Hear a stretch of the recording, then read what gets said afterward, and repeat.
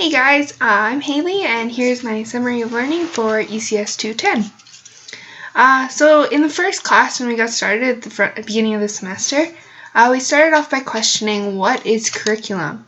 We were given cue cards to try and answer this, and my answers were required guidelines, what to teach, what to aim for when you teach, and info for lessons for different grades and subjects. Essentially, I wasn't very far off. The curriculum is a mandated document that provides a framework or a guideline for what should be taught, including outcomes and indicators for learning. However, we didn't stop there. I learned about 4 other types of curriculum. Formal curriculum, which is the planned program of objectives, content, learning experiences, and resources. Hidden curriculum as the things students learn in school that are not part of the formal curriculum. Curriculum as place, which is grounded in students' experiences in events and places. And null curriculum, which includes the things that schools do not teach. The one that struck me the most was hidden curriculum. Hidden curriculum and informal curriculum are the things that students learn in school that are not part of the formal or explicit curriculum.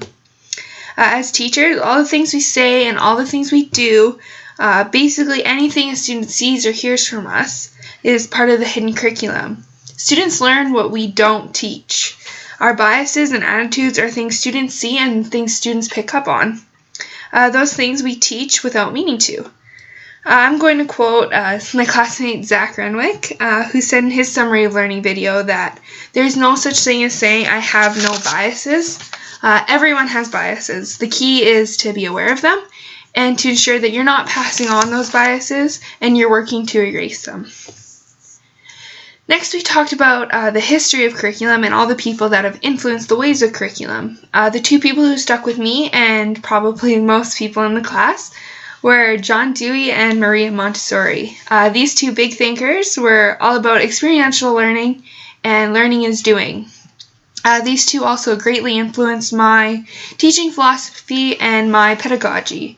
I believe that having the experience and participating in active learning experiences are the experiences I'll always remember most as a student as well. This also goes along with the idea of curriculum as place. Students further their understanding when they participate in a moving activity which connects to a lesson.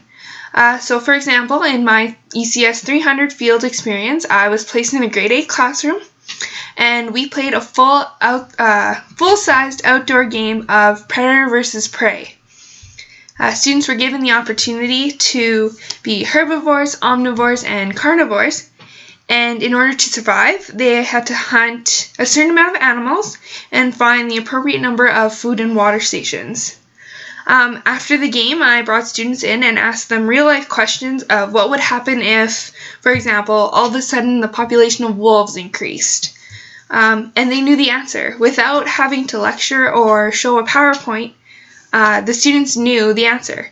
A quote from Maria Montessori is, "The greatest sign of success for a teacher is to be able to say the children are now working as if I did not exist." And it's so true and it feels so awesome. We also talked about what it meant to be a good student. To the common sense of students, educators, and society as a whole, the good student is the traditional student who behaves just as we want them to. They sit quietly, they listen, they do their work, they raise your hand when you have a question or something to say. And sometimes when a child is acting out or behaving differently, it's hard to remember that something is different about this child and the way they think. The students that are privileged by this definition of a good student are that the traditional good students, I think that it's harder for teachers to see misbehavior as communication, because when we learn about classroom management, we learn how to control the classroom. However, the way we learn about classroom management and control only controls the traditional student. That traditional student who easily and simply understands that when the teacher's talking, you listen. That when the teacher gives you instructions, you follow. We don't automatically think about the students who need different set of rules or expectations. It just doesn't come naturally to us. Switching topics now to treaty education. When we first started talking about treaty education, I did what probably most of us did, and I went, ugh, treaty education. However, my attitude and thoughts changed after Claire Kruger's lecture. She opened my eyes to the importance of treaty education, and now I feel almost ashamed that I was so quick to have a bad attitude towards it. I learned so much from her, and that I don't have to know everything about treaty education in order to teach it. I can learn as I go, and that's okay. Claire showed me so many awesome little tips to include treaty education into so many places within my classroom and within my lessons. So I wish I had more time because I still have more to talk about, but I'm out. There's my summary of learning for ECS210. See ya!